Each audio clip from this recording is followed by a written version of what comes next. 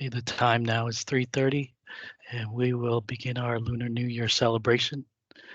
I'd like to first welcome and thank you so much for joining us today to our celebration of Lunar New Year.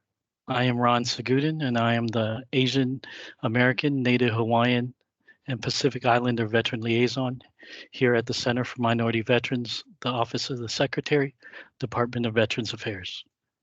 The tradition of Sorry about that. The tradition of Lunar New Year, also known as Spring Festival, is celebrated in many countries such as China, South Korea, Vietnam, Singapore, Indonesia, Malaysia, Burma, Cambodia, Laos, Sri Lanka, and Thailand, just to name a few. Each celebrate in their own way the new moon. As we say goodbye to the year of the rabbit, we welcome in the year of the dragon under the Chinese zodiac.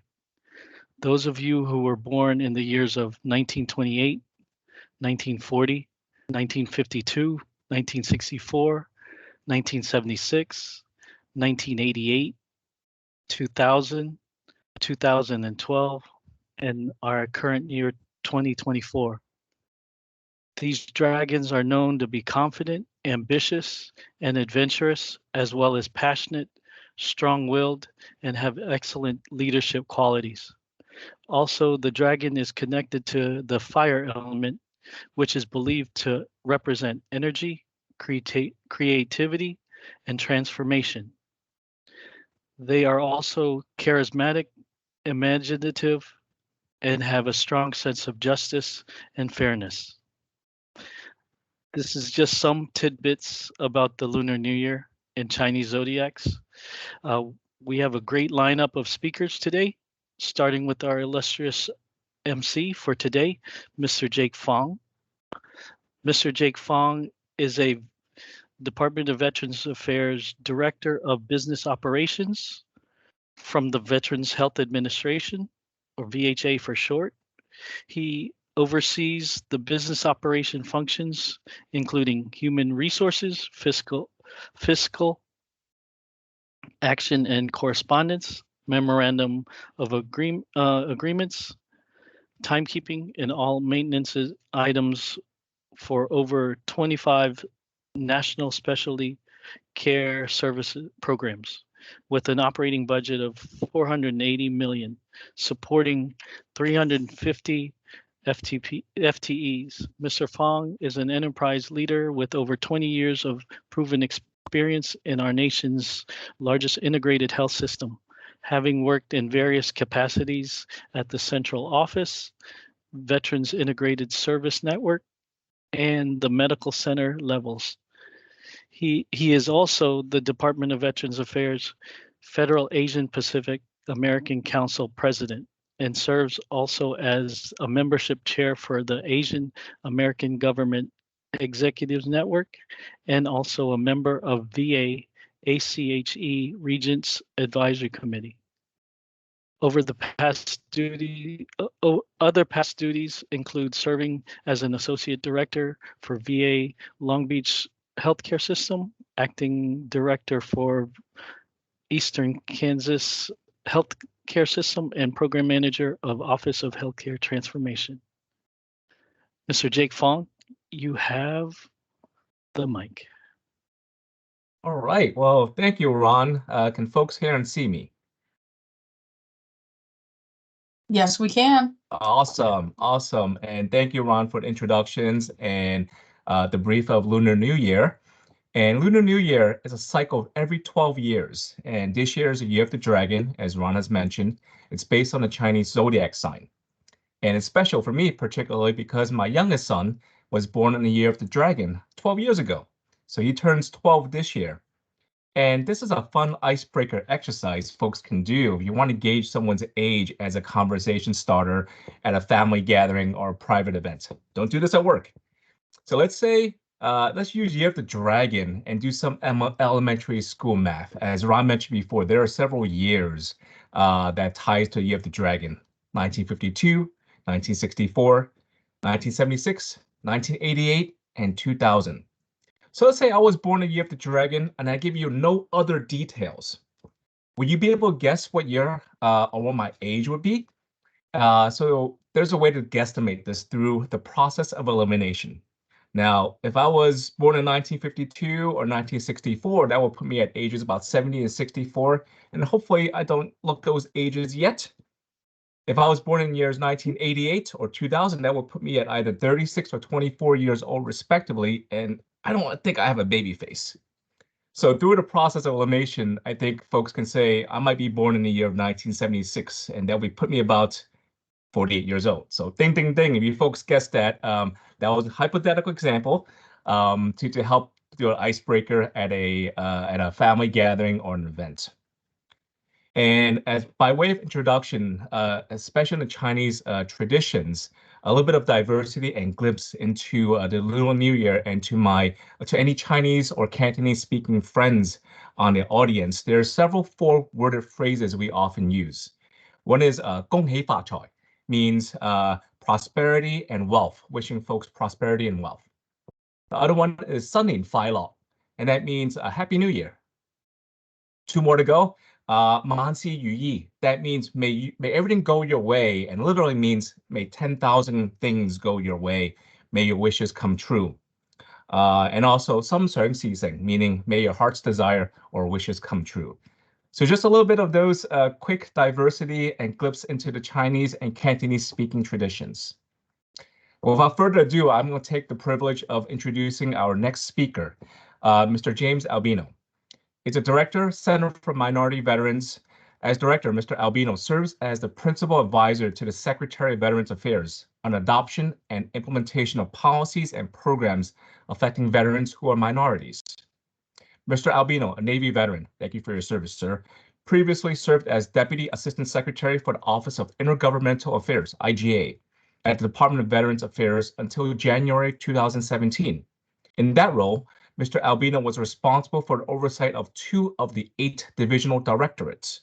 Mr. Albino oversaw the Office of Primary Responsibility for all relations between VA and international, state, county, municipal, and tribal governments.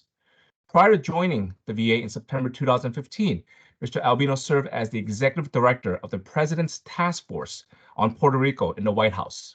He initiated, led, and coordinated a White House-supported Deputy Secretary-level engagement that sought the commitments and resources of each federal cabinet-level leadership to improve the operations of federal governments or federal programs in Puerto Rico. Without further ado, please join me in welcoming Mr. Albino. Thank you so much, Jake, and thanks everybody for joining us this afternoon. I am going to get out of your way, and we'll jump into the commemoration of the Lunar New Year. But first, I do want to thank all of the participants, and you're going to be very, very impressed by the group of folks that will be presenting here today. I also want to take time to thank my staff, the CMV staff, who have put this event together. But I especially want to thank you, fellow veterans and caregivers and family members who have taken the time to join us today to commemorate the Lunar New Year and the contribution of our Asian American veterans. Thank you very much. Back to you, Jay. Wonderful. Thank you, sir. And thank you for the opening remarks. Next, we have a wonderful VA speaker, Mr. Dave Sloniker. In October 2022, Mr. Sloniker was appointed the Program Executive Director for the VA Office of Enterprise Supply Chain Modernization, ESCM. And that integrates an enterprise supply chain portfolio in support of VA business processes across multiple communities. ESCM modernization efforts will align non-medical and medical supply chains, as well as healthcare, technology management, distribution management, and facilities management processes with VA strategic initiatives for financial and electronic health record system modernization. In March 2021, he was appointed the Executive Director for VA Logistics Redesign Program Office, VALOR. He served over 28 years in the U.S. Army as colonel with expertise in medical logistics when he retired in 2021. He's a veteran of Operation Iraqi Freedom with several awards to his credit, including a Legion of Merit, Bronze Star, and Combat Action Badge. He's a member of the Order of Military Medical Merit, the American College of Healthcare Executives, the Army Acquisition Corps, and is recognized as a demonstrated master logistician by International Society of Logistics. Mr. Slonaker is a native of Spanaway, Washington, and holds a Master's in Science and Strategic Studies from the U.S. Army War College and a Master of Business Administration from Webster University and a Bachelor of Arts in Psychology from the University of Washington. So without further ado, please join me in welcoming Mr. Slonaker. Dave, over to you. Thank you, Cenk. Good afternoon, Team VA, and thank you for letting me share my thoughts on Lunar New Year and the VA. As many of you know, Lunar New Year is one of the most significant holidays for the Asian American community. Dating back over 4,000 years, it is celebrated by millions of Asian Americans and non-Asian Americans in the United States. As you heard, Lunar New Year is about ushering luck and prosperity with friends and family. Celebrated differently by more than 1.5 billion people across the world, as you just heard in the introduction, it has various traditions and meanings from culture to culture. According to the 2020 US Census, there are 20 million people in the United States who identify as Asian, Native Hawaiian, or Pacific Islander that make up 6.2% of the nation's population. And for us, 2.6 million individuals, or 5.9%, are employed by the federal government. Lunar New Year is not a public holiday in the United States. However, in states like California and Washington have passed legislation recognizing the cultural significance of Lunar New Year. Some cities with large Asian American populations, including New York and San Francisco, closed schools for the day, and the United States Postal Service began issuing stamps in 1992 to commemorate the Lunar New Year. Lunar New Year is a time to honor ancestors, reunite family, and welcome a new cycle of life. So out with the old and in with the new. As you heard, 2024 is the year of the dragon, in particular of the wood dragon. According to tradition, those born in this year as dragons are powerful, energetic, full of vitality, goal-oriented, idealistic, romantic, and provide visionary leadership. They know exactly who they are and possess the keenest sense of self among the 12 zodiacs of Chinese astrology. The year of the dragon represents health, strength, and good fortune. The element of wood symbolizes humanity's aspiration to achieve, progress, grow, and expand. The idea is to embrace growth, success at each stage of development. I encourage all of you to go beyond the food, fun, and festivals level of DEI and actually learn and appreciate what this holiday means to those who celebrate it. So don't just string up red lanterns in your office because they look cool. Rather, learn what the color red symbolizes in terms of vitality, prosperity, and luck. As we in the VA turn the corner into 2024, I'd ask that we think how these ideas of the wood dragon and Lunar New Year could apply to everything that we do. We should all come forward this year with a growth mindset, both at home and at work. Bring this passion for growth to the workplace in support of our nation's veterans. We collectively have the best mission in the federal government to care for those who have gone and borne the battle and for their families, caregivers, and survivors. Our core values focus our minds and our mission of supporting others and therefore guide our actions in service to others. There are several ways to achieve this goal in 2024. Here's a top 10 list for you to consider for your personal growth journey. Learn something new, and by attending this presentation today, I hope you're doing so. Refresh your routine. Try a 30-day challenge. Seek feedback. Be curious. Practice listening. Reflect on your daily actions. Keep a diary. Use positive language, and probably most important for us who work in the VA, seek purpose. Our VA core values fall right in line with the concept of the Wood Dragon and the growth mindset. Integrity, commitment, advocacy, respect, and excellence. They're known as I-CARE. Those are our core values in the VA. Care about those who have served, care about your fellow VA employees, care about choosing the harder right instead of the easier wrong, and care about performing my duties, your duties, to the best of your abilities. Thank you for joining us here today as we celebrate a little bit of our culture and values with you. Happy Lunar New Year to you all. Thank you very much. Hey, thank you, Mr. Slonaker. Let's give a big applause to Mr. Slonaker for his VA remarks, and be curious, one of the 10 items Mr. Slonaker mentioned. With that, I will go to our next presenter and speaker. I have the privilege and honor to introduce Mr. Ed Gore. From 2013 to 2017, Mr. Ed Gore served as the National President of Chinese American Citizens Alliance, CACA, established in 1895, and is the oldest Asian American civil rights organization in the United States. He has integrated a challenging career as a project engineering manager on successful chemical and refinery engineering projects at Jacobs Engineering, while also volunteering on boards of critical needs nonprofit organizations.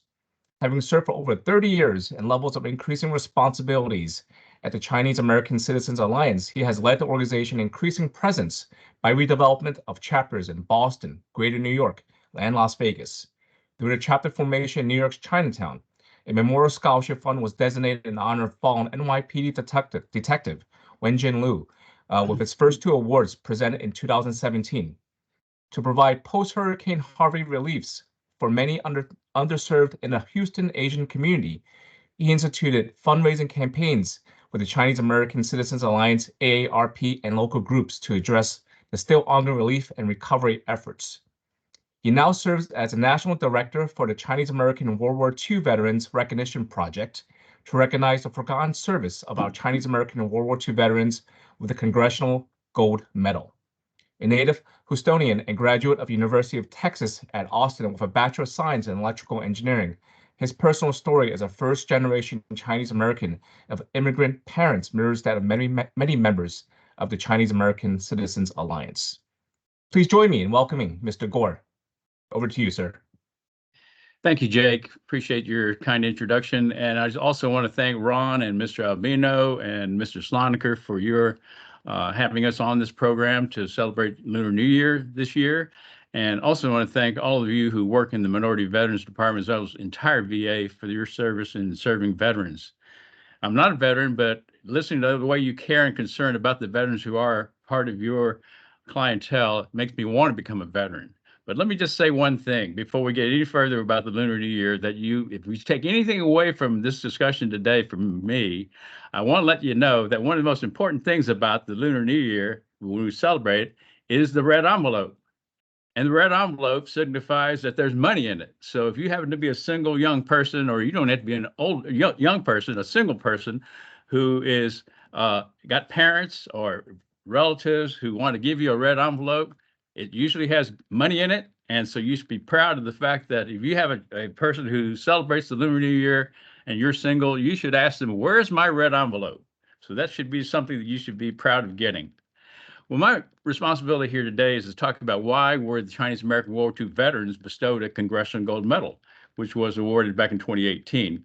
Well, the Congressional Gold Medal for Chinese Americans was our nation's expression of honoring and thanking approximately 20,000 Chinese Americans who served in the United States military during World War II, despite facing racial discrimination and exclusion at home. We know that nearly 1 in 5 of the women and men of Chinese ancestry in America at the time answered the call to serve. This was the highest percentage of any ethnic minority group in the United States to serve in World War II. Their service contributed to the victory of the Allies and the liberation of Asia from Japanese occupation. Well, Chinese Americans served in the United States in every conflict since the Civil War, not known by many people, and distinguished themselves in World War II, serving in every theater of war, every branch of service, earning citations for their heroism, including the Medal of Honor. When Congress declared the Chinese American unit to be unfit as citizens, their acts of military heroism, bravery, and sacrifice were minimized and went unrecognized. 40% of those who served were not even citizens of this country, but they all proudly served as Americans. They stepped forward when they're called. Their eminent service also paved the way for the repeal of the Chinese Exclusion Act of 1882, which banned Chinese immigration and naturalization in the United States for over 60 years. Veterans of World War II who are of Chinese American descent represent the final generation that experienced the impact of the prejudice laws from 1882 firsthand. The Chinese American War II Congressional Gold Medal was made possible by the grassroots advocacy of the Chinese American Citizens Alliance. It's a national organization that's formed over 125 years ago to address the discrimination attitudes towards the Chinese railroad workers, a subject that General Bill Chin will talk about right after I do. With this national campaign to honor, identify, and recognize the efforts and accomplishments of Chinese Americans who serve in the United States Armed Forces, also launched this effort to educate the public of the service and to preserve the legacy so that members of this group of Americans are also not forgotten as part of America's greatest generation. I want to talk a little bit about the design of the medal itself, and you can see it on the screen that you have right there. And it really encompasses this entire effort that we went to honor those Chinese Americans who served. The design of the medal was coordinated with the United States Mint after Congress passed the law. So with our talented artists and sculptors, we comprise a team of about half a dozen Chinese American generals and rear admirals who served in the Army, Navy, and Air Force. The obverse design, the front, depicts Chinese American servicemen and a nurse representing United States service branches that they served in World War II, and highlighted that they fought in every theater with honor. Starting in the lower left, you'll see that there's a uniform of the United States Marine Corps, followed by the Merchant Mariners or Merchant Marines, Army Air Forces, Army, Coast Guard, the Army nurse, the only female that's really been on a medal in World War II, except for the WASP, and the Navy, of course. On the obverse side, the reverse, we see that the reverse design features the following military vehicles showcased in the front of World War II era American flag, representing the Chinese Americans who fought in land, sea, and air. A P-40 Warhawk fighter plane was used by members of the Flying Tigers, the first American volunteer group, the AVG of the Republic of China Air Force, nicknamed the Flying Tigers, was formed to help oppose the Japanese invasion of China. After the United States entered World War II, the group was incorporated into the regular Army Air Force as the China Air Force Air Task Force, and later reorganized as the 14th Air Force. Followed by the USS Missouri, it's an Iowa-class battleship, also known as the Mighty Mo. Her quarterdeck was the site of the surrender of the Empire of Japan, which ended World War II. And finally, the M4 Sherman tank, the most widely used medium tank by the United States and the world Western allies in World War II. And you also see around the description, the circumference shows the inscriptions of the Army, Army Air Forces, Marines, Navy, Coast Guard, Merchant Mariners, and the Act of Congress of passing in 2018. I also want to talk a little bit about what this project has done and what this effort to have this medal honoring Chinese Americans has done for the community. Everyone that I've talked to in every corner of this country, every part of this country that has a Chinese American veteran in their midst, has spoken with so much pride about this. I want to talk a little bit about the what's inspired some young people to do some things. And Ron, could you put up that next one? It's the slide of the. There you go. Thank you. So here's an example of a young person that decided to use her grandfather's foundation and actually design her own mural, which in Red Bluff and Corning, California, which is about an hour and a half north of Sacramento, they decided that they would honor their veterans in that community by not only depicting the medal as we had done, but actually these are faces of real veterans who served from their community. There were about 24 who actually served, and these are the caricatures of those. And the young lady's grandfather is actually the person that's on the far left, just above the fellow with the cap on. That is Joe Chu, a graduate of Chico State University, and he was so instrumental in instilling the pride of her Chinese heritage that she decided to honor her father and his fellow veterans by designing this mural. And this is actually the actual mural is going to be shipped to Red Bluff this week.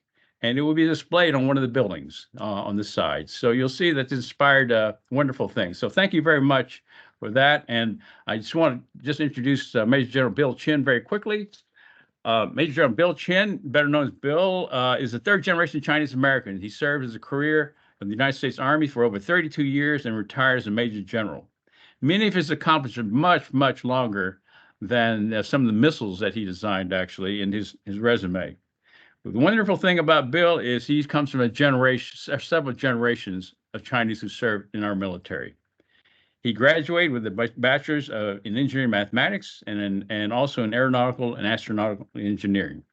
In addition to numerous awards, which include 2 awards of Distinguished Service Medal, he is a distinguished alumnus of the national champion, University of Michigan. Please help me welcome Michigan Wolverine and Major General Bill Chin.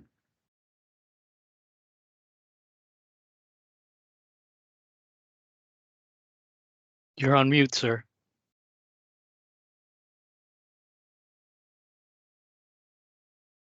Okay, can everybody hear me? Yes, sir. Okay, first chart, please. I'm going to talk about the legacy of Chinese American World War II veterans. And after that, I'm going to talk about a World War II veteran who happens to be my father, and then a little bit about a Vietnam War veteran, myself. Next chart. To better understand Chinese in America and Chinese Americans, we need to look at the pre-World War II situation and environment. And pre-World War II, for the most part, Chinese in America and Chinese Americans largely lived and worked among themselves, somewhat isolated from the American public. They lived and worked in the Chinatowns across the country, some in rural areas. But World War II was a turning point because the war and the travels opened up their perspectives on the world and their environment. In World War II, Chinese Americans predominantly were integrated into the U.S. Armed Forces and were not in segregated units, or though there were 2 all Chinese American segregated units. So as World War II began, Americans got to know who Chinese Americans were. Next chart. Chinese Americans were involved in the full spectrum of combat and support operations in all theaters of war. In ground combat, they were in infantry, armor, artillery. In air operations, they were pilots, navigators, bombardiers. They were on air crews and ground crews. In sea operations, they served on destroyers, cruisers, aircraft carriers, and even submarines. They were also involved in logistics, communications. There were medical personnel, admin, and of course, many Chinese cooks cooked for the mess halls in the Army and Air Force, Marine Corps, etc. They earned every type of award for valor, up to and including the Congressional Medal of Honor. And for many, it was really their first opportunity to live and work side by side with other Americans. Next chart. So what is the legacy of our Chinese American World War II veterans? They defended the freedom that we so much enjoy. They demonstrated their skills, competencies, loyalty, and patriotism. Of the 20,000 that served, as Ed Gore mentioned, 40% were non-citizens. They were denied citizenship because of the Chinese Exclusion Act, yet they proudly served as Americans. And of course, they paved the way for future generations like myself to serve in the U.S. Armed Forces. But what is their most enduring legacy? Next chart. Their most enduring legacy is that they made known to the American public who Chinese Americans were, and post-World War II, they opened up opportunities for all Chinese and Asian Americans to be in mainstream America. Through their hard work and sacrifices, their sons and daughters, for example, all went to college. They enabled the follow-on generations to live the American dream. And of course, the Congressional Gold Medal provided final recognition and honoring our Chinese American veterans. Next chart. We have notable World War II veterans and a number of firsts. The first senator of Chinese origin, the first to be appointed to the judiciary, the first brigadier general in the Army, first in the U.S. Navy and U.S. Air Force. So we have notable achievements by our World War II veterans. Next chart. As an example, the center picture shows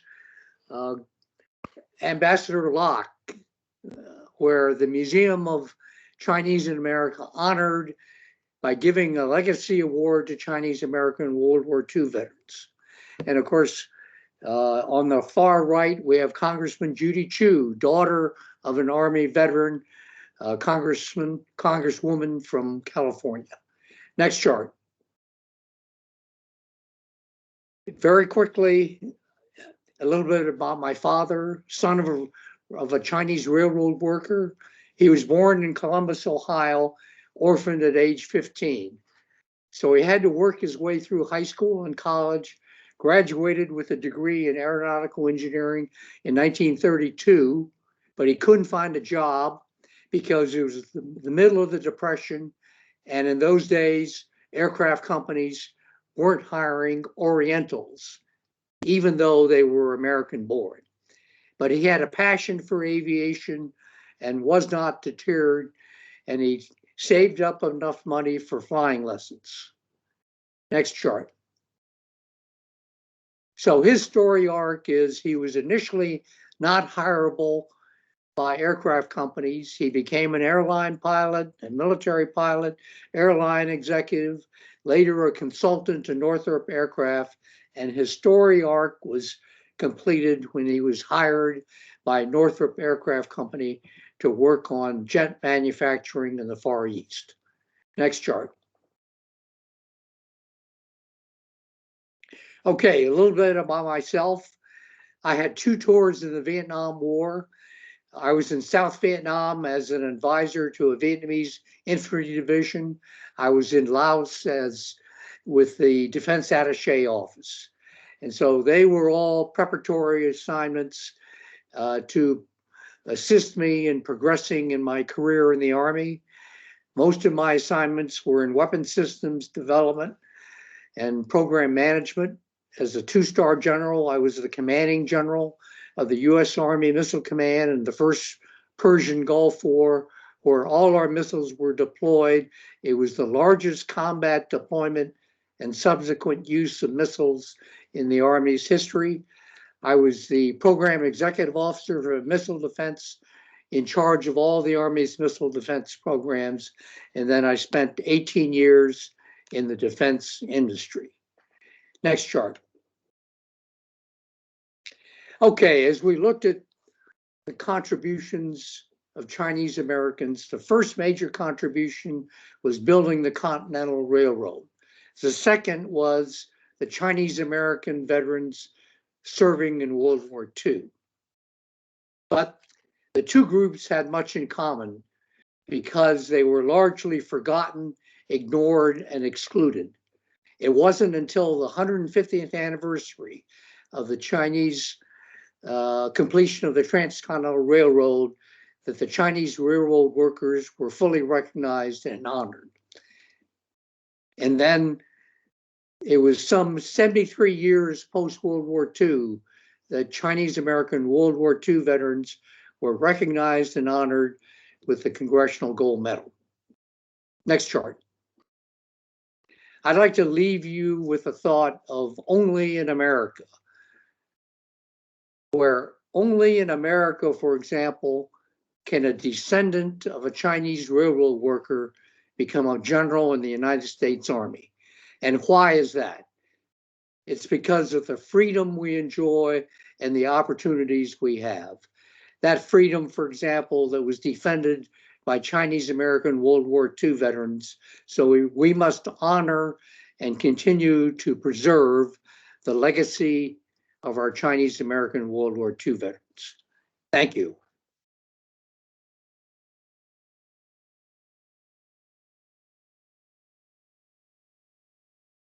Thank you, Major General Chen and Mr. Gore. Wonderful, wonderful presentation and so powerful. Thank you for your service and your commitment to minority veterans as well.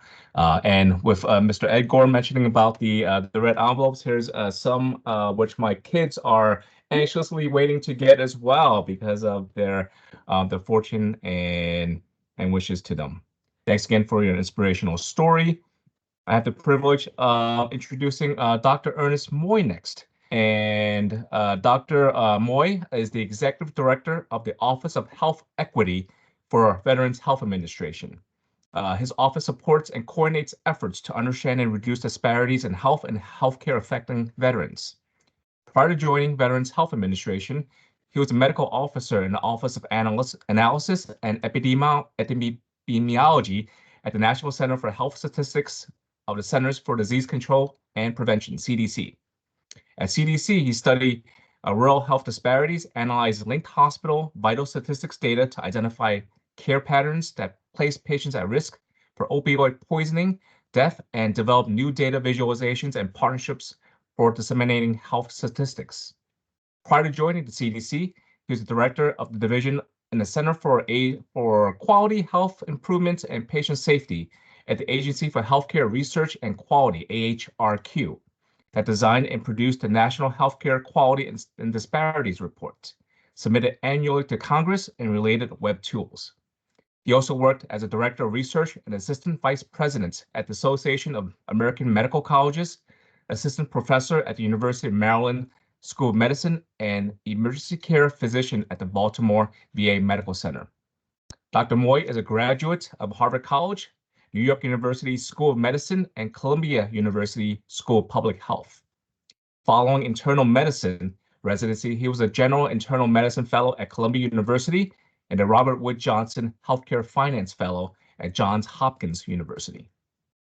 Dr. Moy's research interests include disparities in access and quality of care, particularly in the application of electronic health records, machine learning, and system science modeling to improve healthcare.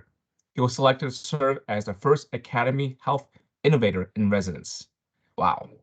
Please join me in welcoming Dr. Moy. Dr. Moy, the floor is yours. Thank you so much. It is a delight and an honor to be able to speak to this group in celebration of the Year of the Dragon. I will tell you that I'm an ox and hope that you will not go and try to guess my age based upon that.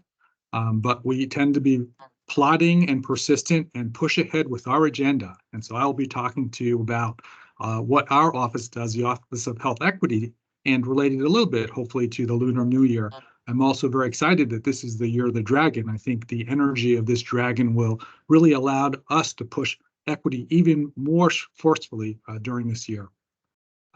Next slide, please. So a little bit, first of all, is my office itself. This is our Office of Health Equity. We have grown very, very quickly in the last few years as the concept of equity has been viewed as more and more important. Its persistence and the persistence of inequities, as well as the need to overcome these inequities, I think are really very critical.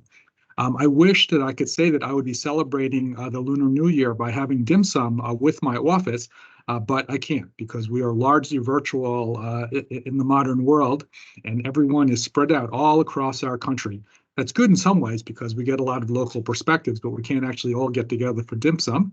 But this past weekend, I did get together with my Health and Human Service colleagues from several years ago, and we had a lovely dim sum. Part of the irony is that they all work in the same offices, but they never see each other because they're largely virtual as well. But we were all able to get together to have some dim sum this past weekend, and I look forward to someday being able to do that with this office, my office. Next slide.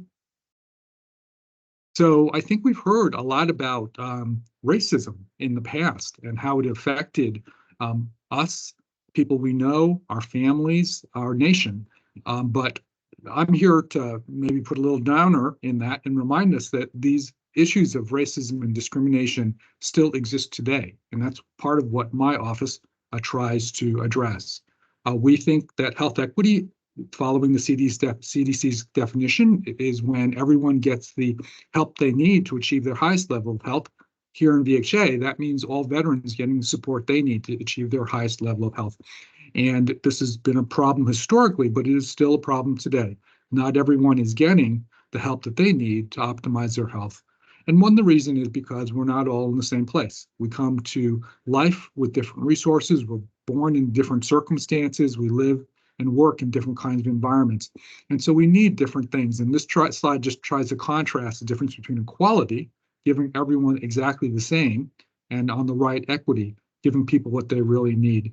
If we give everyone exactly the same, some people will not get what they need, and they will be left behind. And we think this is inconsistent with the ethos of the VA. Instead, we want to make sure every veteran that we serve gets all the benefits that they earned and need and are able to achieve their highest level of health. And I know that's a very ambitious goal, but that is the goal of my office. And we're, again, looking forward to using the energy from this Year of the Dragon to push us a little bit further down that road. Next slide, please. A little bit about our strategy for promoting health equity. We think that there are three fundamental constructs for getting to health equity. One, up at the top, we need to have a diverse and inclusive work environment in which all veterans and staff feel that they can come and tell us what really is going on in their lives and can get the help that they need. They can speak their truths to us so that we can respond to it in a way that optimizes their health. And so that's one thing that we work on. And we do a lot of work here with the Center for Minority Veterans, as well as our Office for Diversity, Equity, and Inclusion and the Workforce Management at VHA to try to advance these goals. We work more directly with the two pillars on the bottom, and I will talk about each of these pillars.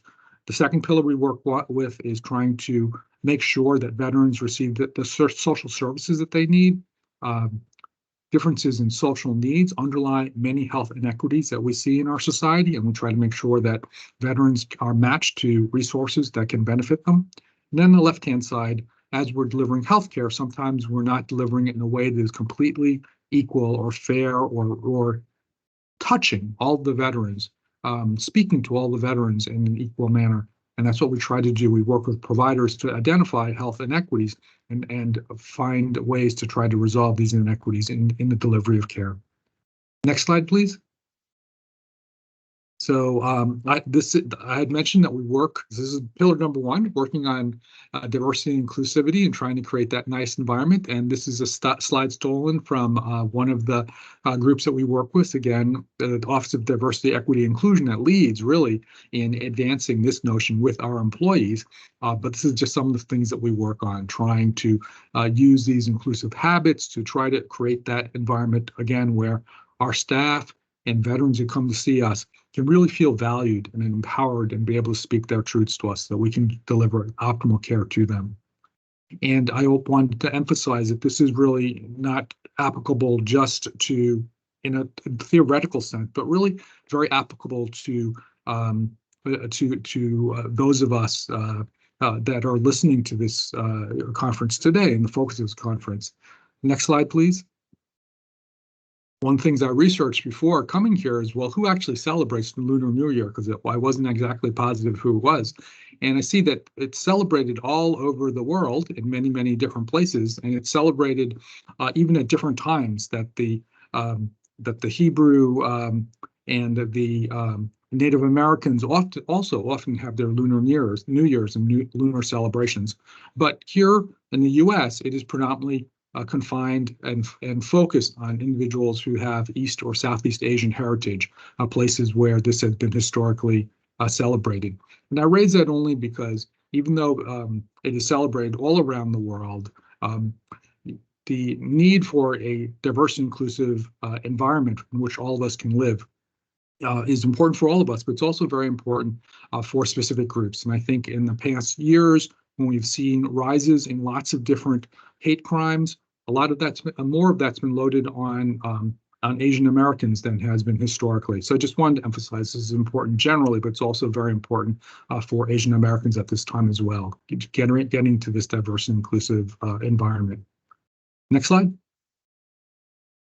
So I mentioned that that's one pillar. The second pillar that I indicated is working to address the different social needs that different veterans might have. And some of what my office does is we screen veterans to identify social needs. Historically, VA has done this for food insecurity and homelessness, but we started about 5 years ago screening for these 10 different domains of social needs. And next slide. What we have been able to do, first of all, is greatly increase the screening of veterans for these social needs over time. And some of the interesting findings are that the most common ones that are currently being reported are actually digital needs and social isolation. And the nice thing about the VA is that there are things that we can actually do for these different kinds of social needs. When people have digital needs that are not met, we can hook them with our digital divide consult and give them devices and improve their internet access and give them training so that they can connect us better using VA Video Connect, for instance, and get their health services that way or other kinds of health information. And when veterans report social isolation or loneliness, we can rely upon our veteran service organizations to try to help them overcome some of these issues. And so we're nice in that our healthcare system isn't just a healthcare system, we're also a social system, and we can help veterans meet some of these needs. Next slide. I also wanted to, again, emphasize why this is important for Asian Americans in particular. And so this is not veterans, but this is the population in general.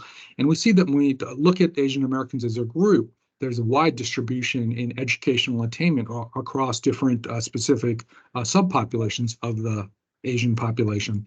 And for instance, and this one talks about education. It's one of the things that we, as VA, can actually help veterans deal with. And we can help them through GI Bill advance their education. And this just indicates that there's a huge variation among the different groups of Asian Americans, and that some of them may benefit more from this educational support than others, but it's available to all, certainly. Next slide. The last issue I was going to talk about was the work that we do with providers to try to identify disparities in care and help them address these disparities that they might observe.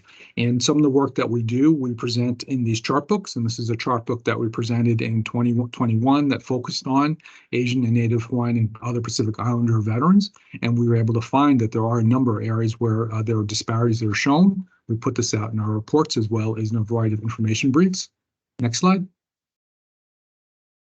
And this is just focusing on some of those areas. So, again, racism, discrimination issues in the past, but they come to bear nowadays as well.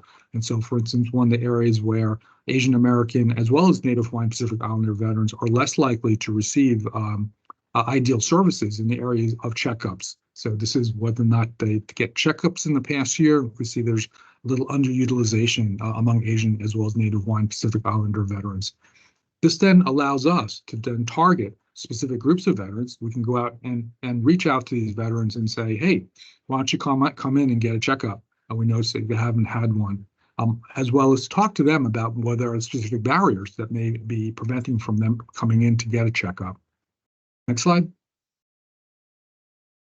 This is another area that Asian American and Native Hawaiian veterans that have identified problems in the past, and this is getting information about follow-up tests, less likely to get that compared to white veterans.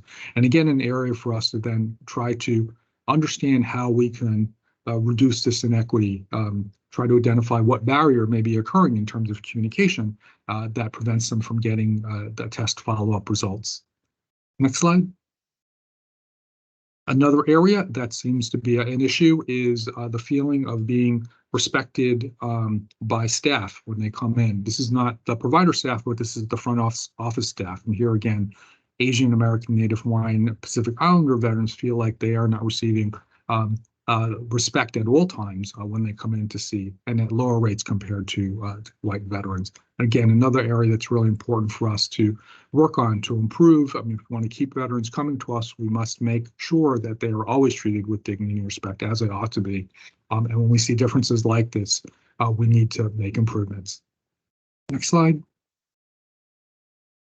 Some of the work that we are currently doing is trying to take these national numbers and drill them in more finely.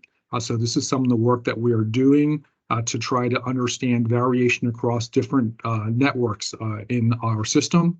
This is focusing in on VISN 21, which is includes Hawaii and Northern California. And I think we see that the differences are noticed at the national level are also present in the VISN level. And this helps us then identify specific networks that we can target for working with to reduce some of the disparities that are observed.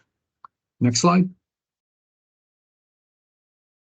Okay. So I'm going to summarize now. And so, you know, our office champions health equity and reducing disparities that are experienced by all of our veterans. And for us, that means getting everyone the support they need to optimize their health.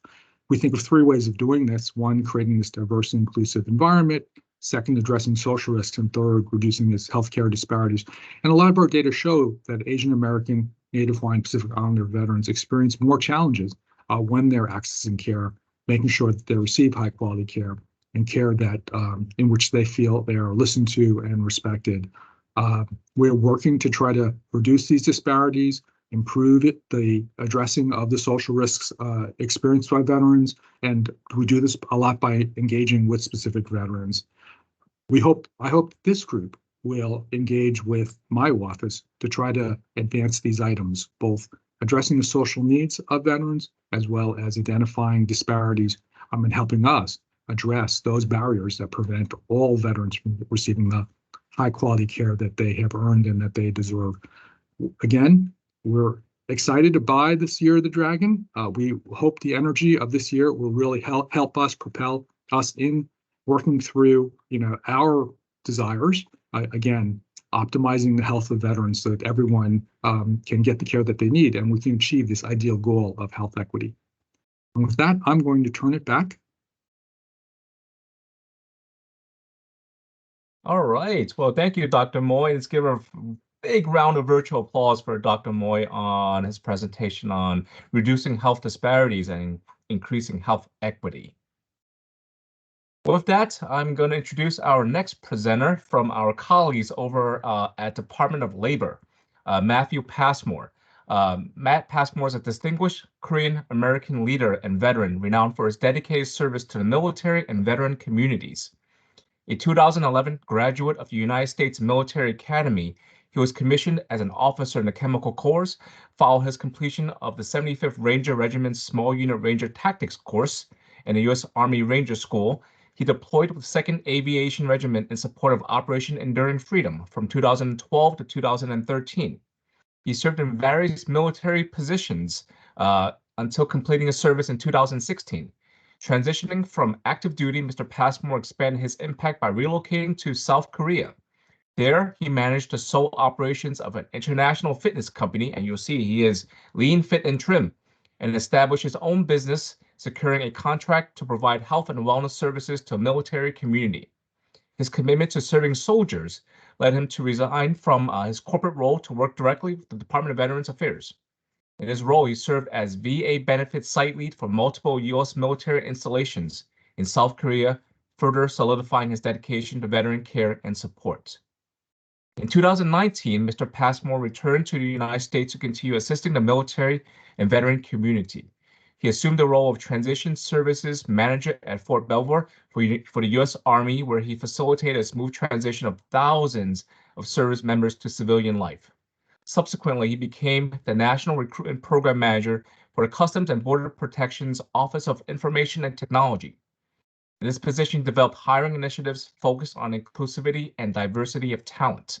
These initiatives incorporated and supported tenets of DEIA, diversity, equity, inclusion, and accessibility, leading to the streamlined recruitment of veterans, military spouses, people with disabilities, and diverse student populations to fill mission-critical roles. In his current role as the Regional Veterans Employment Coordinator with Department of Labor's Veterans Employment and Training Service, DOLVETS, Mr. Passmore is passionately involved in enhancing employment opportunities and resources for all veterans. While he actively supports the White House Initiative on Asian American, Native Hawaiian, and Pacific Islander events and initiatives, his advocacy extends to serving veterans from all communities, reflecting his commitment to the diverse spectrum of the veteran population. Please join me in welcoming Mr. Passmore. Matt, over to you, sir. All right, wonderful. Thank you so much, Jake, for the warm introduction. I especially appreciated the lean and fit comment you threw out as well. I do like that. So before we go ahead and dive into my discussion today on giving you a brief overview of the Veterans Employment and Training Services, or DOL VETS, we refer to it for short. I just wanted to go ahead and express my gratitude to Ron from the Department of Veteran Affairs Center for Minority Veterans. Jake, for orchestrating this event. You all did so much, tremendous job bringing this all together. All of our guest speakers, with a special nod to Major General Retired Bill Chen. Go Army, sir. And importantly, to our audience, for anyone in the military and veteran communities and everyone joining us today. Next slide, please. Again, I'm Matthew Passmore. I will essentially be your guide today to navigate through the landscape of veteran employment services and resources provided by the U.S. Department of Labor, Veteran Employment and Training Services, again, DOL VETS. I am a very proud veteran, an American of Korean descent. I celebrate Seollal, or Lunar New Year, as we call it in Korean, with my family each year. I must say this is a very special Lunar New Year. I must point out that my wife, she is a dragon, and we recently found out we will be welcoming a little dragon as well later on later on this year. So that is phenomenal. So when I was joining the military, I asked my father, who was a huge mentor of mine, who was serving in the military at the time as well. I asked him, what he believes makes this military so strong. Why are we such a strong force in the world? And he told me, son, a country's military is a direct reflection of society. And when he told me that, I fully understood what he meant. He meant that we all come from a variety of different backgrounds and creeds, especially in this country being the melting pot that it is, bringing about all types of different experience and talent. Being a Korean American and essentially a product of the Korean War, I have that intimate understanding that, unfortunately, and that Korean War is commonly referred to as a forgotten war. I have that intimate understanding that, unfortunately, sometimes significant events in American history, peoples, they can just sometimes be overlooked or essentially forgotten. So by uplifting and paying homage to our Asian Americans that served our country, it is my belief that we not only in turn uplift and honor an essential group that makes up such an important piece of fabric in our society, but it also ensures we as a society continue to pay tribute to all of those who served, ensuring their sacrifices are always remembered. And then also leads up to this, that they also have a full understanding and access to the benefits and services that I will now go ahead and highlight. Next slide, please. So VETS, this slide goes over a little bit about who we are. We are the spearhead of the federal agency when it comes to the veteran employment realm. DOL VETS integrates resources from all DOL agencies to champion veteran employment. A synergy we will further explore in our next slide. Next slide, please. So this overview right here goes ahead and illustrates our coordinated efforts across DOL's various agencies, demonstrating our united front in serving our veteran and military community, our military spouses, and everyone that makes up, again, that veteran and military community. Next slide, please. So where are we located? We are located everywhere. So our national office is located in the nation's capital. We are across every single state in the U.S., and we are also extended into some of the U.S. territories as well, including Puerto Rico, Guam, and the Virgin Islands. I do believe, I thought I saw someone mention inside the chat that they are in San Juan, and we do have a presence, as you now know, in Puerto Rico. Next slide, please. So VET's missions. So our mission is encapsulated by the 4 Ps. So that's prepare, provide, protect, and promote. So last year we served nearly 440,000 veterans, service members, and military spouses, embodying these principles through comprehensive career preparation, resource provision, rights protections, and employment opportunity promotion. Next slide, please. So now going over our vision and our priorities, our threefold priorities is perfecting that military to civilian employment transition, maximizing outcomes through leveraged partnerships, leveraged strategic partnerships, and advancing equity in veteran services. And that steers us all towards our ultimate vision in enabling all veterans, transitioning service members, and military spouses to reach their full potential in the workplace. And now I will go ahead and start going over how we go about doing this, some of these resources that we have. Next slide, please. So one of the major resources that we have, and if we have any transitioning service members on the call right now, I'm sure you are very intimately acquainted to this program in particular. This is our Transition Assistance Program, also commonly referred to as TAP. It is a cornerstone service for those transitioning, having prepared over 271,000 service members and their spouses for meaningful careers just last year alone.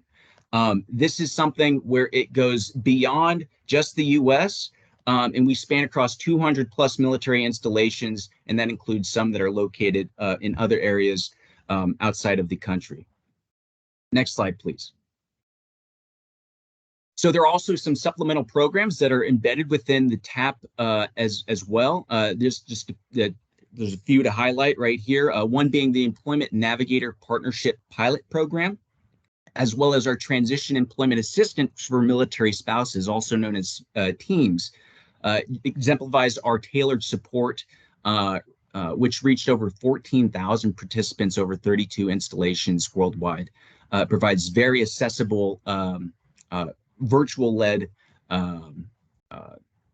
support as well, which you'll see here in just a moment. Next slide, please.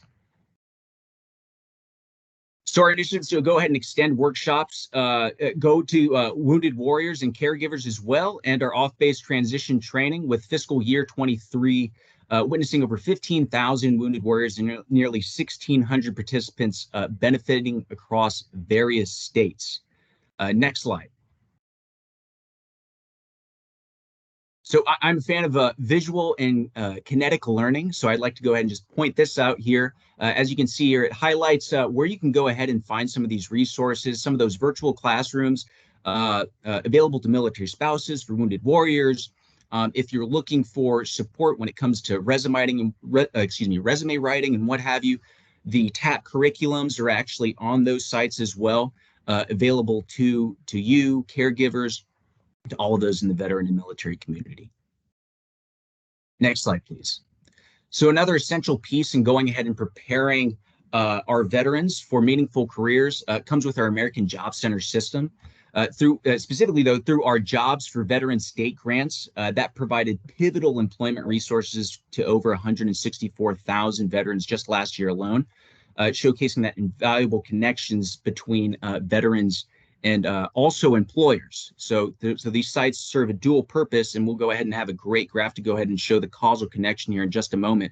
But these are centers that not only veterans can go ahead and come to, which by law, veterans receive that priority access to employment services through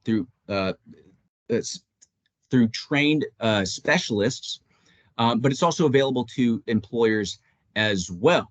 So employers that are looking to hire veterans, it's very important to go ahead and connect with your nearest American Job Center system and connect with our team that's embedded within it. Next slide, please. So not only are these centers Next slide. Not only are these centers available to all of our veterans, but also to all of our military spouses as well. So for those military spouses that are looking for employment services, upskilling opportunities, and what have you for career advancement, these are certainly your one-stop shop to go ahead and get that dedicated support that you're looking for. Next slide, please. So I love seeing the data up close, which is why I want to go ahead and share this slide. But this data-driven slide reveals the diversity of the JVSG participants, including a 2% representation of Asian American veterans, underscoring the importance of outreach to all veteran communities. I also would like to highlight, before we move to the next slide, I did discuss, as you can see in the lower right-hand corner, about 51% of the total makeup of the JVSG participants for significant barriers to employment, disability or special disabled individuals fell within the majority, right? And again, I just did want to highlight again, for those veterans, we have those trained subject matter experts known as DVOPS, which stands for Disabled Veteran Outreach Program Specialists, that provides that tailored employment services necessary to go ahead and help that veteran find the job, overcome barriers, and start that new employment endeavor chapter in their life. Next slide, please. So I mentioned it earlier, that wonderful causal connections of employers and job seekers coming to American Job Centers. This does a phenomenal job at highlighting all the different kind of services that can be provided. On the left-hand side for the job seekers, or the light blue. On the right-hand side for those employers that are seeking support in reaching out to veterans. When I talk with employers, a lot of times when employers get connected to our team that's embedded within the American Job Center network, that connection alone sometimes is enough to go ahead and find that quality veteran candidate or quality military spouse candidate that they are looking for to fill that role within the organization and take them to that next level. Next slide. And next slide, please. Next slide. All right. So, go back one. Thank you. Okay. So, we also provide support for our at-risk and homeless veterans through our Homeless Veterans Reintegration Program. You can see there's several other programs that fall underneath that umbrella as well. As you see, with Stand Down grants and the Incarcerated Veterans Reintegration Program as well, they all kind of fall within, again, HVRP. We're committed to go ahead and supporting all veterans, and just through our last year's efforts alone, we reached nearly 17,000 veterans through these competitive grants. Next slide, please. All right, so now this goes ahead and falls within our protect piece of the third P, but protecting employment rights. We do that through USERRA and VEO. We're dedicated to go ahead and protecting the employment rights of our veterans and service members, and resolving the majority of cases to the satisfaction of all parties involved. Next slide. All right, the promote piece, and this is where me and my team, we go ahead and we fall within this category to ensure we go ahead and do all that employer outreach and go ahead and help out the employers set up the necessary foundations to become veteran ready. So our veteran employment, our veteran employment outreach program, or VOP team, the RVEC team, my RVEC colleagues, we play a pivotal role in equipping employers with the necessary tools, again, to become veteran ready, enhancing their ability to hire, train, and retain veterans, as well as all of those in the military and veteran community, which includes our military spouses. And this slide does a beautiful job at going ahead and highlighting just how we do that. The next slide goes ahead and dives into a little bit of some of those resources that we do provide. I would just like to mention that one thing that we do when speaking with all employers is we talk about the value proposition of hiring a veteran. So I do have some statistics. Again, I love the data. Some statistics to go ahead and throw out there. which incentivizes employers that to go ahead and hire veterans. But one thing is that, and this is coming from a DoD study here, but 23% of the 17 to 24-year-old population right now in the country, just 23% qualify for military service. So in saying that, not all 23% are going ahead and joining the service. It's much smaller population that's going there, which really says something. There's also additional studies from our partners over at Syracuse University, specifically the Institute for Veterans and Military Families, that capture data that shows that veterans are more productive and have higher retention rates compared to their non-service member, or excuse me, non-veteran peers. So additionally, some other fun facts is that the Pew Research Center also reports that veterans have a higher household income compared to their non-veterans, and are 39% more likely to be promoted compared to their non-veteran peers. When it comes into the unemployment rates as well, veterans have lower unemployment rates, and this is decades long, but have always had almost always had lower employment rates and higher labor participation compared to their non-veteran peers. So overall, that's 3.6% unemployment rate for non-veterans, and veterans are sitting at 3%. And that stands true for all demographics, and that includes for the Asian American veteran population. The unemployment rate is 3% for non-veterans, compared to 2.8% to the Asian American veterans, which 2022 BLS studies, our partners over at BLS, out of the over 18 million veterans right now that make up our population, 324,000 are Asian American veterans. Okay, so now jumping to the slide over here. I'm sorry, just if you can go back one more. Okay, so again, this is some of the dialogue that we include when going ahead and also meeting with our employers, some of the federal resources that we leverage. HVMP, our Higher Vets Medallion Program, I will hit on here a little bit later. We mentioned the importance of connecting with the State Workforce Agency. We discussed the various federal resources that are out there. One thing that's not included in this slide deck, but included in mine when I go ahead and meet with employers, is our partners within the VA, specifically the VRE team, the Veteran Readiness and Employment team. We worked hand in hand with them. And we also have an employer guide specifically dedicated to kind of help guide those employers structure the right veteran recruitment apparatus to attract veterans to their organization. Next slide, please. So this slide right here goes ahead and talks a little bit about the Higher Vets Medallion Program. We do have the updated results from 2023, but that was 859 employers that have received that award. What's significant about this is that it is the only federal award that recognizes employers that hire and retain veterans. So there's certain criteria, which if you were to go to the hirevets.gov website, there's certain criteria that employers have to go ahead and meet to go ahead and get this potential award. It's great for employers to kind of brand them as a veteran-ready organization. It's also great for those in the military and veteran community that are looking for that environment that supports veterans. They can go ahead and go to the website listed here on the link and see, okay, which companies received this award and has been noted as being veteran-ready. Next slide, please.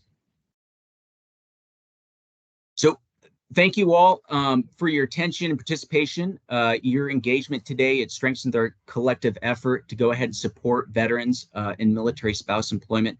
I hope you can go ahead and stay connected with us, and I wish everyone a very prosperous Lunar New Year. Thank you.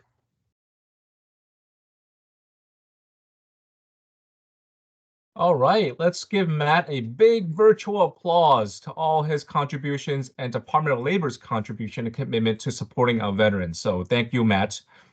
That concludes our presenters for today, and I wanted to echo Matt's thanks, especially to Ron for his awesomeness in organizing this wonderful lineup of speakers. I also want to thank our great speakers. An opportunity for me to meet these greats, James, David, Ed, Bill, Ernest, and Matt. I'm humbled by your presence, and a big thank you. I'll turn it back over to Mr. Albino for closing remarks. James. Hello, everybody again. Thank you, Jake, and all the presenters today.